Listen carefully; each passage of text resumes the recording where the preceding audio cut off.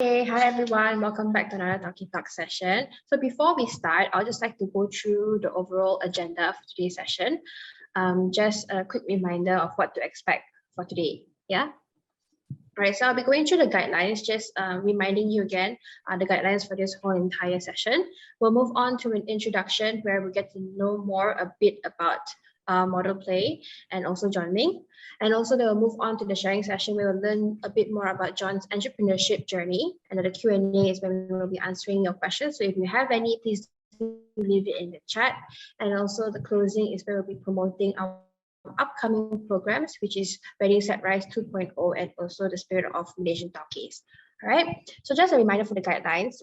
If you are familiar with Zoom webinar setting, you can leave your questions that you have for Jon in the Q&A box, or you can just leave it in the chat. So if you want to communicate with everybody, please do change the chat setting to everyone and not only for the host and panelists here, just a kind reminder.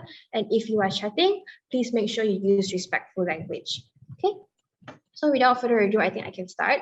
My name is Cindy and I'll be your host today. So welcome back to Tauke Talks. So if you don't know what Tauke Talks is a series of sharing session where small but mighty business owners share about their motivation on why they started their business and the story behind their journey. So this sharing session is actually brought to you by RYSE. So RYSE is a Malaysian research and social outreach project that empowers youth through entrepreneurship, and RYSE is supported by Citi Foundation. So hopefully through Tauke Talks today, you get to learn more about entrepreneurship and also how inclusive entrepreneurship is and not limited to only big companies, but also for small businesses as well, right? So hopefully through this whole Tauke Talk session, we get to highlight and also showcase small business that is in Malaysia, and you as the viewers get to know a bit more about the local businesses here that we have in Malaysia. Yeah. So without further ado, I'm happy to welcome Jon from Modle.play today. Hi, Jon. Hi, good afternoon. Yeah, good afternoon, everyone. So Jon, before we move into your main sharing session, can you share a little bit more about Modle.play, the business? You know, where can people find out more about you? What kind of service or product do you offer? Okay, well, basically, I work a lot with wood, and I make anything that is made out of wood lah. So I'm basically a carpenter. I'm currently focusing on wooden toys for children, but on the side, I do other like customized furniture for clients lah. So some people they want like tables, shelves, stools, things like that. Recently, I got a job for a shopping mall, which is quite huge for me lah. I have to do around 150 pieces of furniture, like within the next 2 months. So yeah, basically anything related to wood is my specialty lah. Yeah, so you can follow us on Modle.play on Instagram or Facebook, and that's where we share things like how can we use toys or basically wooden play sets for parents and children to bond and also learn you know how to count, how to problem solve, and also how to perceive the world around us. So because for kids, you know, they're living in a world where it's more and more bound by four walls. So one of the reasons why we started Modle.play is to try and open up their perceptions towards, you know, what's beyond the four walls and what is around them that they can touch and feel. Yeah, so that's basically Modle.play. Right. Thank you so much for sharing about your business. So if anyone is interested to find out more about Modle.play, or you would like to purchase a product from Modle.play, you can go and check them out via Instagram, Facebook, and even their website. All right. So now we've learned a little bit more about your business. Jon, could you share a little bit about what actually motivated you or inspired you to start your business? Maybe you can share a bit about the background, or what did you do before starting a business, and what was the moment that pushed you to actually start your own business? Okay. My story is a bit weird, because you know, people usually they start in like a corporate setting where they have to earn money, right? And then when they're older, they do charity.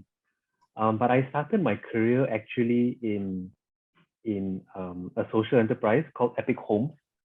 So what Epic Homes does is they build homes with orang asli, and then they do a lot of community development help orang asli to have more equal opportunities with the rest of us lah. Because they're facing a lot of issues, so we thought of starting with just housing lah. So yeah, I started my career in building homes, and that's pretty much where I learned a lot of skills.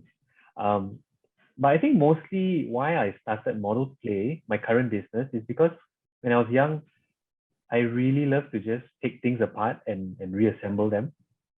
So I love to just build things. There was one time I actually built a bow and arrow. Yeah, and I started like hunting for animals around the park. Then I figured out like how can I make the bow and arrow more, automatic.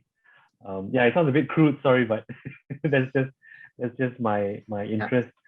And throughout the years, I just developed the knack for figuring how things work and also building stuff.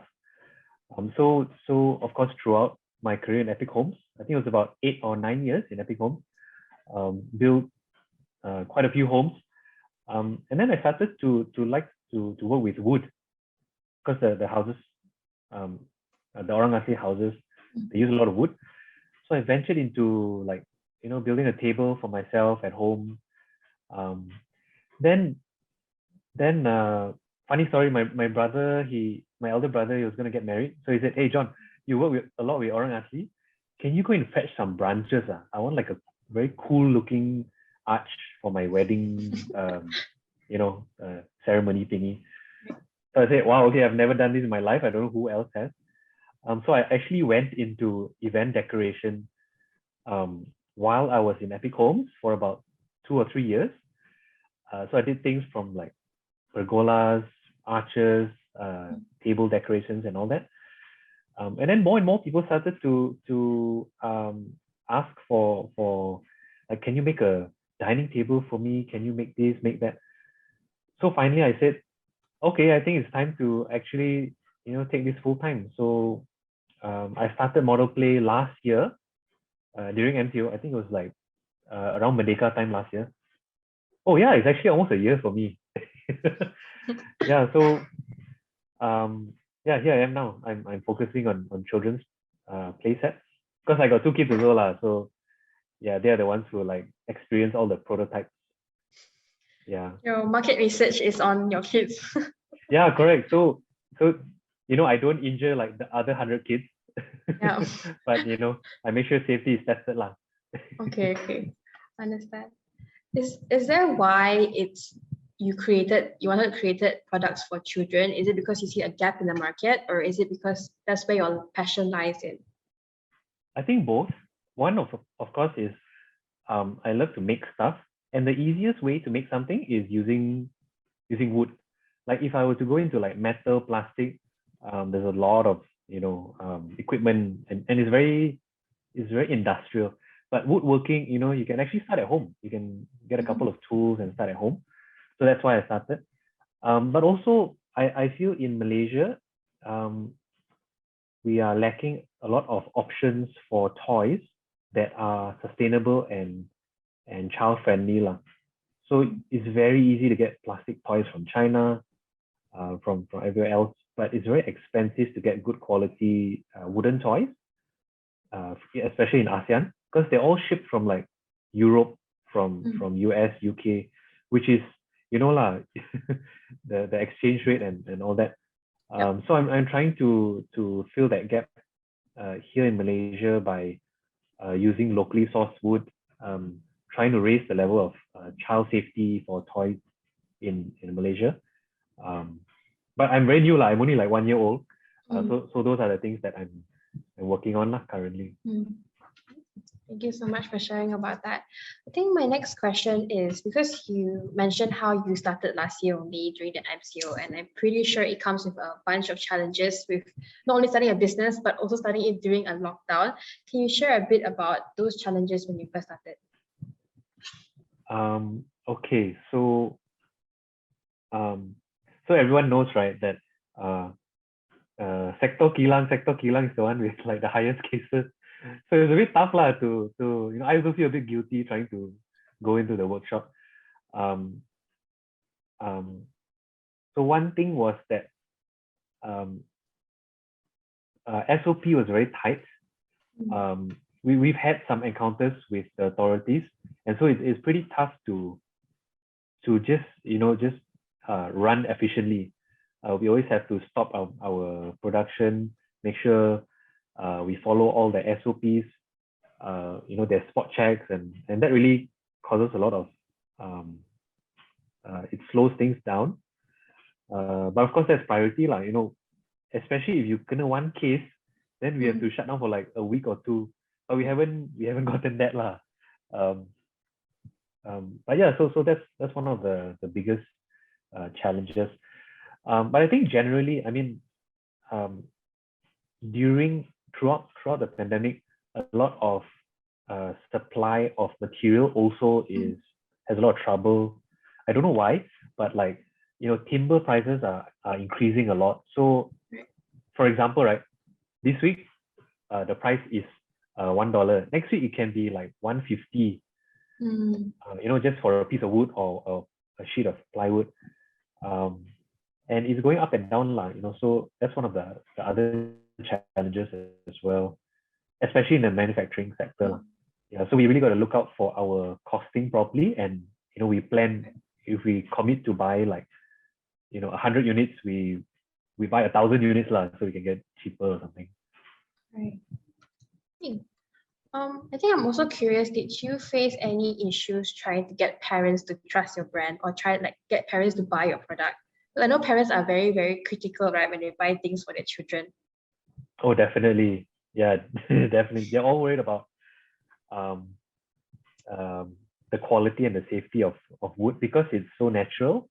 And because wood is so natural, right? It's not the same color. Sometimes you like one piece of wood, you'll see like some different patterns. So we get parents like calling us, replying to us saying, hey, your picture doesn't look like the product doesn't look like the picture. That's like saying like every tree is the same. So we try to explain that wood is natural. It's a very organic material, which we cannot promise certain quality, but we have done safety testing for every batch, lah. We don't have certification yet, but now we are applying for independent certification, so that we at least give them assurance, lah. So far we've had like I say, half of them are a bit worried, but the other half are very supportive. They actually said like, I don't care, I want to support local businesses. If it breaks, actually my promise to everyone is, if it breaks, I'll replace a fresh one, no problem. So at least that they don't have to worry about their child or their product, waste money and all that. Yeah. So it's mostly you trying to educate your customers about how your business work and your product as well. Yes, because it's still very fresh in Malaysia. Right. I think you mentioned about like replacing the product when it breaks. Is there like is there a reason why you promise that, or is it just a normal step to take as a maker? I think because my customer is mostly parents who are just worried about their child like getting a small scratch. So that one also is like, well, I have to give the assurance.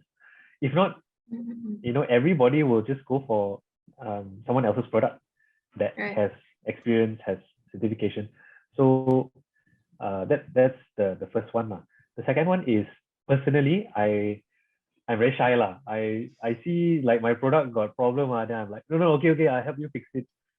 So yeah, I do have some disagreements with my partner at times, because my partner doesn't want to, it's like, oh, that's we have to give away one free unit.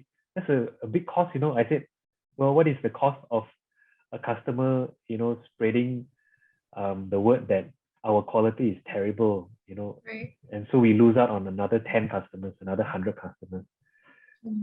So I believe that my promise for quality is one of the key ingredients in ensuring that it's not just securing this one customer, but the next 1,000 . Thank you so much for sharing about that. Yeah, so since we're talking on the topic of challenges, I'm actually very curious to know that since with the uncertainty still present because of the pandemic, and the pandemic doesn't seem to be ending anytime soon, are there any plans, or can you share a bit about how are you planning to kind of maintain your business or grow it in the future? Well, currently there's some potential products to develop. We know that children will be spending, or parents and children will be spending time at home still. And most parents are asking for, like, what else can my child do at home that can at least simulate, like going to the playground, or like playing with things that can spark creativity lah. So, you have like kids, they have their own dinosaurs, their superhero toys and normal stuff. Some of them have Lego, which is very good. But I'm trying to bring back nature indoor so that they can see, oh, this is a wooden block. What can we do with wooden blocks? It helps them count.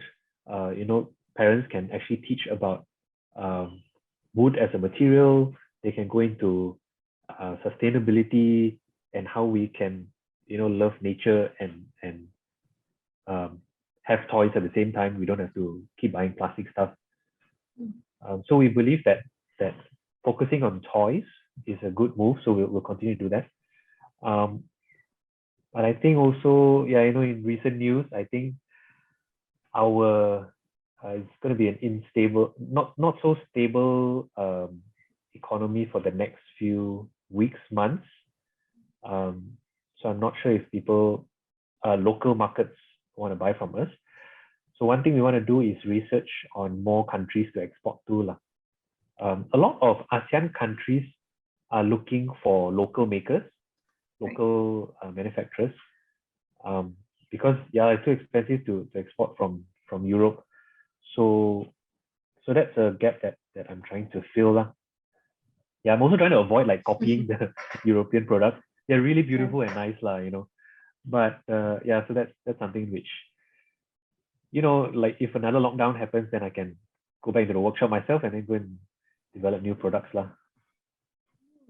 It's good to hear that you have, or you sound like you have everything planned out from like plan A to like plan B, just in case something happens. Well, it's I believe that even if I go broke, there's a reason for that, and God will light up another path so that I can go and explore something else. And who knows, maybe I won't be in toys, but currently this is, I feel like it's quite exciting for me and my partner.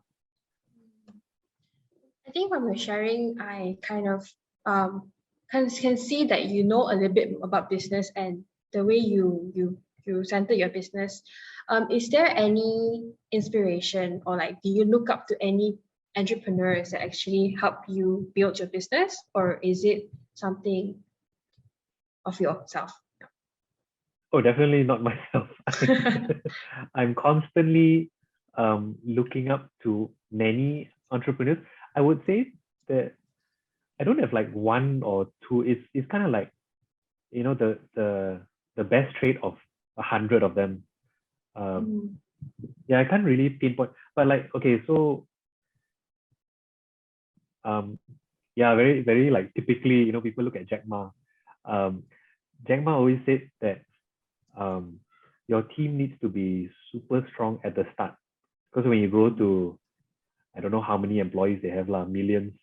When you grow big, right, your influence is so, you can't meet everybody. You may not even know the names of your employees next time, and your influence is very hard to reach everybody. So your first circle has to be have a very strong culture. So that's what I like about Jack Ma. He's very, Chinese is like got a lot of principle, and you do whatever, you got a lot of principle, a lot of marwa. Another one is, I feel like Steve Jobs, his dedication and pursuit to product quality is unmatched lah. So I remember watching, if you've watched Jobs, the older one, the one with Ashton Kutcher, and just picturing like how obsessed he is. I mean, yeah, he's quite a dick lah at times, but he's so obsessed at bringing computing devices to the next level, where everyone was like clueless, but because he believes that we deserve better, he really forced this kind of innovation out of nowhere lah. Then of course he had a really great partner, so that's another thing. I think choosing the right partner is very important, because if not, then we'll always be spending our time trying to build trust, trying to play a game with your partner. So that takes a lot of energy lah. But if you know that each of you are very good at something, and you can just close one eye and focus on what you do best, then your other partner will also close one eye and they'll do the best at that area lah. Like for example, running a business, right? When I was in Epic Homes, I actually wasn't building homes all the time. I was doing finance. I'm actually a trained accountant lah. But I was no good at all. Like I have no idea about like product market fit and how to engage a community and all these kind of things. But my team was damn good at that. And so while they focused at that, I just said, what are the bottom lines for our cash flow? What does everybody need to know when they start a budget, when they run a project, that kind of things. Yeah, so I say Steve Jobs. If you read his book, if you watch the movies, you can really see. I personally, I was very inspired by how he runs his company lah. Yeah, not everyone may agree, but yeah, that's just my personal thing. I mean, to each their own, right? Whatever you look up to. Right. So we're talking about more on the inspiration topic, because you talk about how you constantly try to create and innovate your products, right? Is there an inspiration, or where do you go to learn more about Montessori learning, and how do you make new products out of that? Maybe you can walk us through that process, your R&D process. Oh, there's a lot of content already ready out there. It's just doing a lot of Googling and just wasting time on Instagram lah. So there's a lot of early childhood educators and child development specialists sharing their views on like TikTok, on Instagram, Facebook. So I personally, I have two young kids. One is almost 3 years old. The second one is 1.5. So my wife and I, who's my partner, we both kind of already started following these parenting tips and tricks since we had children lah. But then because my wife was like, hey, you can make stuff, right? Can you make like all the toys for our kids? Then we don't have to buy the expensive stuff. So that's when we just went on Pinterest, which is the most beautiful place on earth, Pinterest. You can find like all the different ideas on easy to make stuff. So like things like branches that you can pick up from your nearby taman, your park, stones, all this basic stuff lah. You can actually put together quite a full play set. But of course, like you have to make sure the branches are not like rotting and don't have like animals inside. So yeah, basically it's just researching on Pinterest, and then once I kind of get some ideas on okay, for age 1 to age 5 kind of toys, I get a mood board together. Then I'll see, okay, locally who else are already making these kind of things, and actually not many, in Malaysia, not many. And then age 6 to say age like 12, what kind of toys. Then older than that, maybe like more modular toys, more like design thinking, plywood toys. Go and get some ideas, then I go and test. So my process is basically like just gathering all these ideas and then I'll see which one can fit into a system, which, if you buy our product A, you play with it, and then 6 months down the road, you buy product B, B and A can fit together. So that's why we call ourselves Modle.play, because we want it to be modular, and we want you to be able to learn through play lah. So the model means modular and learning lah. So from identifying what toys are suitable for which ages, then I'll try to make like one toy for each age range lah. So for now, our toys are mostly like, a little cube. You saw the picture just now, a cube and a slide, rock climbing hole. So it's more for motor development skills, more for younger kids lah. Soon we're going into more like, kids are so like restless at home. So we're doing like a monkey bar kind of thing, which we can ship out on Shopee, flat pack, and then people can set it up themselves at home. So it seems like you are a very curious person, right? That feels all this. Yes.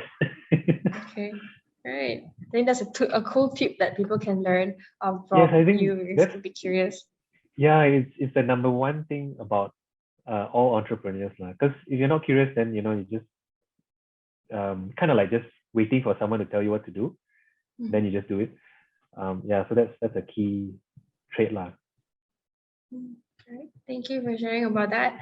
So now we'll move on to a bit about your business. Since your business is still still young, almost 1 year old, is there a defining moment, or could you label it as a memory that you have that is your business proudest achievement to date?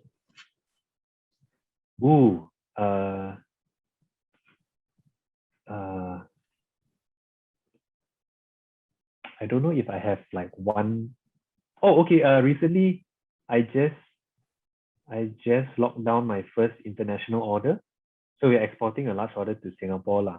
That cube tunnel thing and the slide. Yeah, so I've got someone who wants to resell it in Singapore. Of course, the exchange rate is so good, right? So that's the main reason. That's the most recent news we got lah. Before that, I'm just happy that I get to go in the workshop and make stuff all day.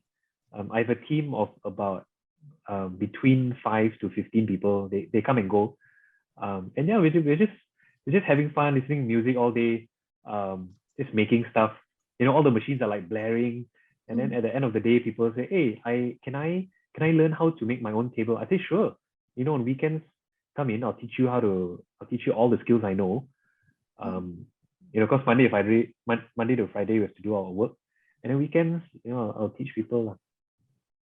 Yeah, so I don't have like a single biggest achievement that I'm super proud of, but yeah, every day is really an achievement for me, because the business is still so young, and I'm like wow, I managed to find this certain type of plywood. Then the next day, I found this really good person who can join the team. So it's like little wins lah. Yeah. It's all about celebrating the little wins, right? Yes. Yeah. Right. Okay, thank you so much for that. I think I'll move on to my final question before we move to the Q&A. So this final question is, do you think young people should start their own business, and why? I would say it depends. Because I've been in both lah. When I did my accountancy, I actually worked a bit in the big four firms for like 1 year plus. Wow, it's very different. The corporate life and the business life is very different. And then some more, I was in social enterprise business, which is also super different. So I say it really depends on someone's willingness to do the, if you know the term, one leg kick all. Every day, you're just problem solving. Every day you're just researching. Every day you're figuring out how to make things better, how to make things safer, more efficient. Sometimes how to earn more money. Because right, to run a business, it's really not only about just looking at sales, marketing, social media, product. but it is also about making sure that your business is abiding by all rules and regulations. Because just one time the police comes to your office, someone is not following SOP, then very difficult lah. It's also about developing value, long-term value for your customers. So even after you sell a product, is it just to earn a buck so that you can sell more products tomorrow? Or is it to teach customers something? Is it to build a better nation that we have today for tomorrow? So as a business owner, there's so much to think about, and it's a big challenge if we don't have any experience.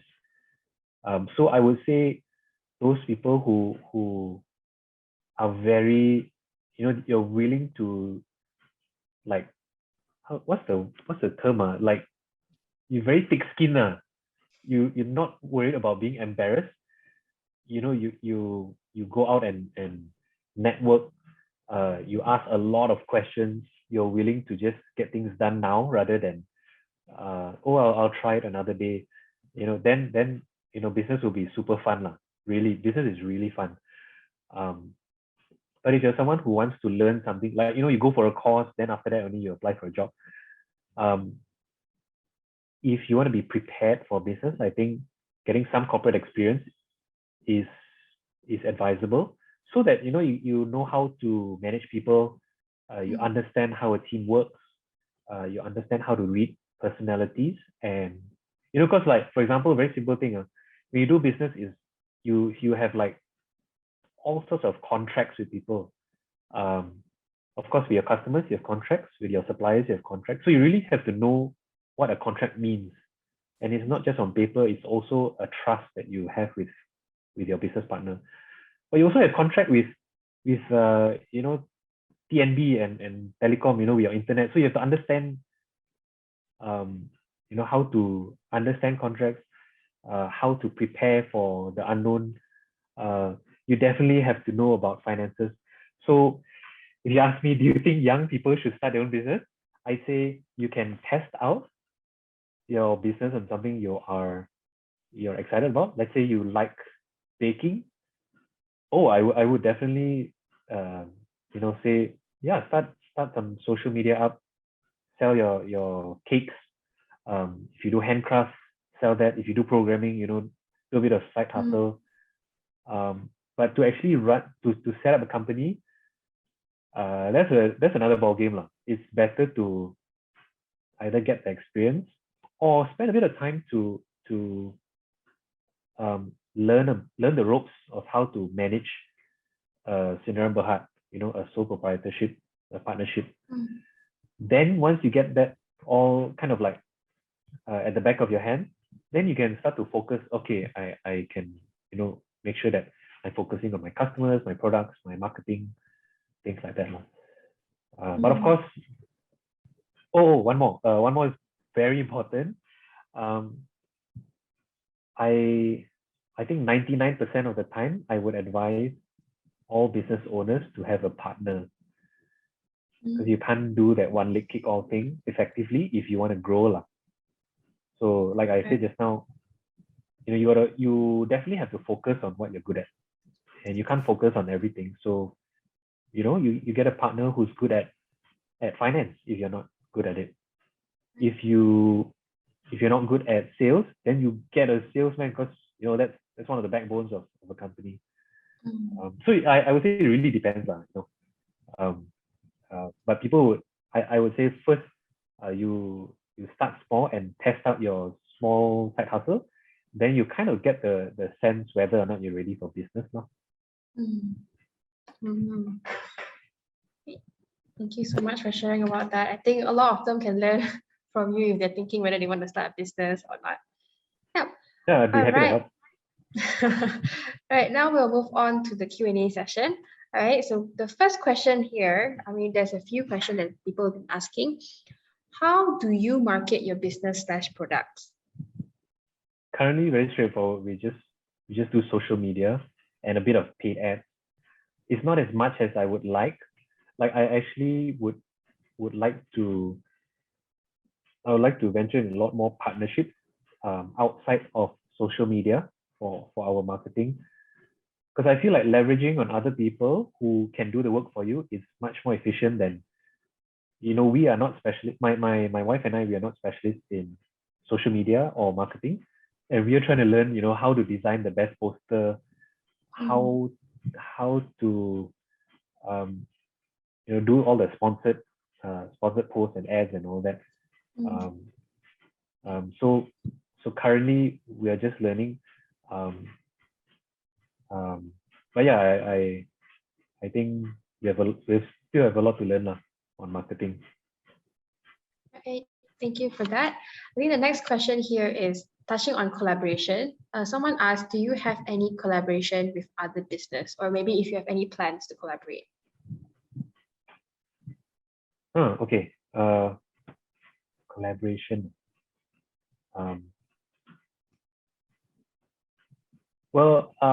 So having currently no, I think we're still like getting a grip on our business. But soon we are preparing some collaboration with different people. Give you an example. No, actually, I take that back. We are pretty traditional.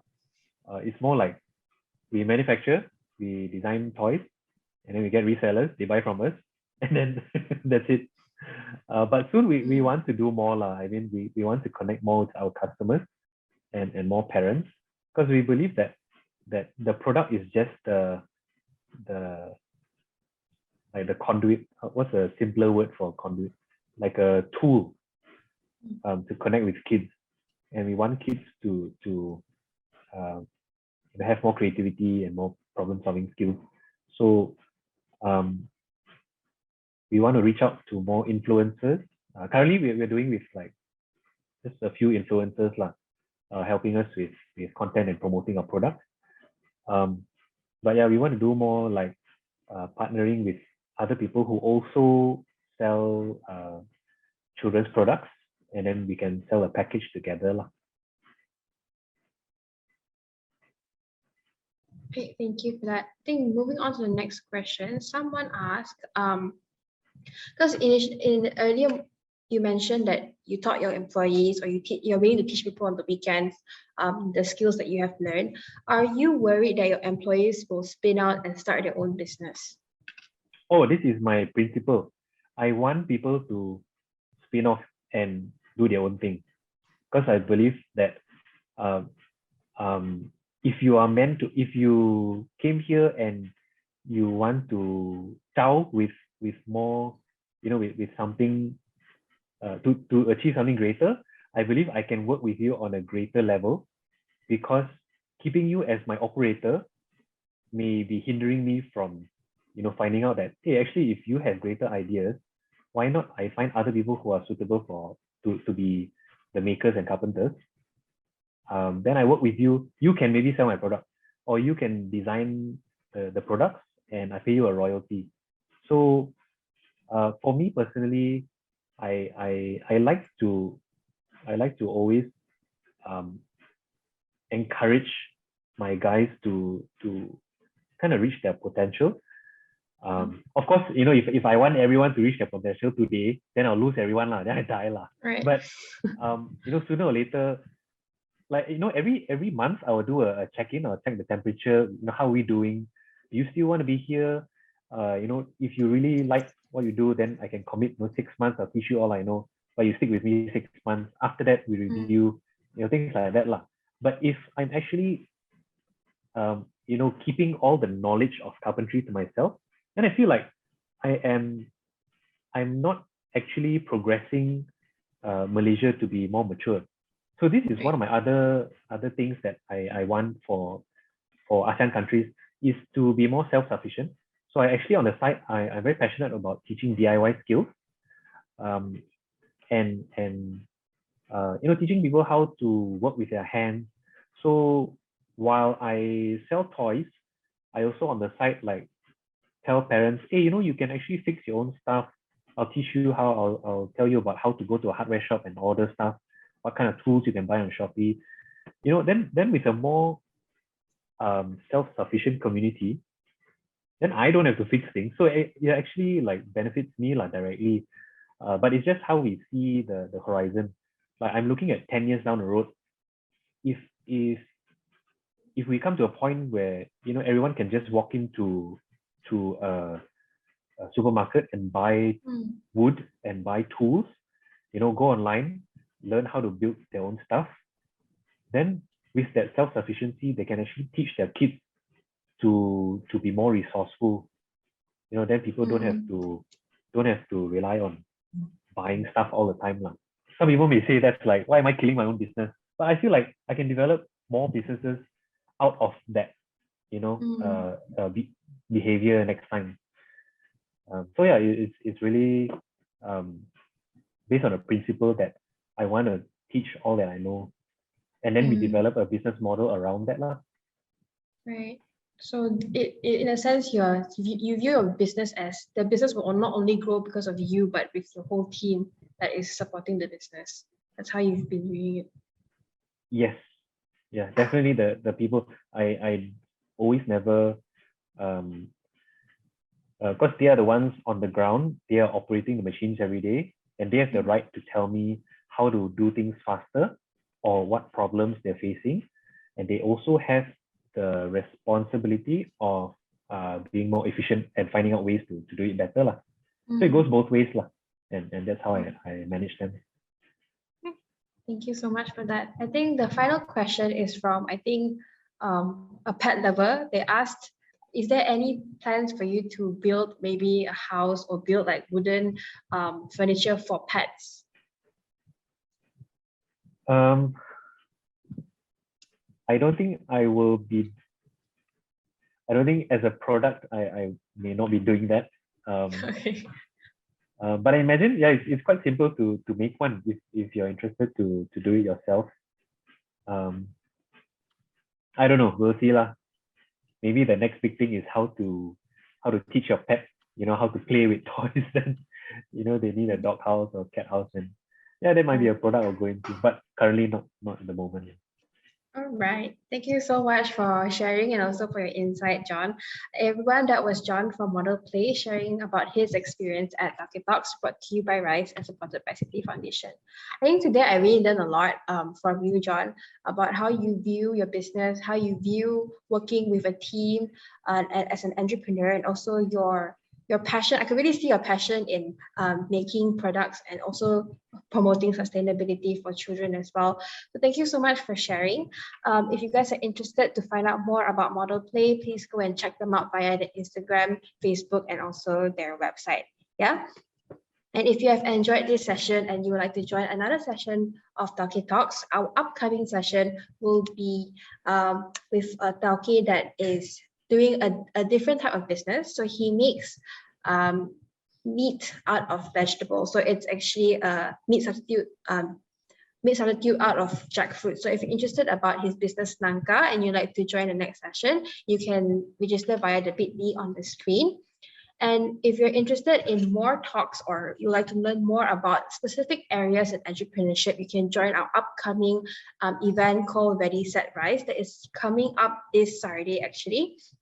So there'll be a series of talks and forums with local entrepreneurs that we've interviewed before in Tauke Talks.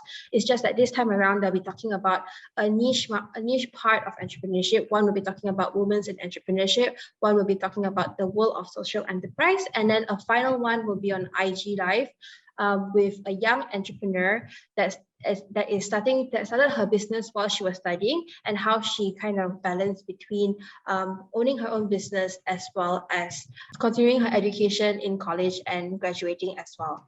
All right, so if you're interested, you can register via the bit.ly or find out more information via our social media. And we also like to announce our latest creative competition called The Spirit of Malaysian Taukes, inspired by Tauke Talks. Yeah, so it's actually a postcard making competition that has started already, and it will be ending on the 12th of November at 11:59 p.m. So this is open to all Malaysians 16 to 28 years old that is stuck at home and want to try to be creative.